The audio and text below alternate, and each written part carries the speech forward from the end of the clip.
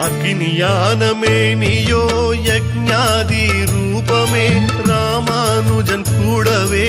இருளான வேளையே பத்தினியோடு வேடனாய் பலவேச காட்டிலே கணையேந்தும் கையுடல் திருக்காட்சி தந்ததே பருக தீர்த்தம் தருகவென்று சாலை கிணற்றினிலே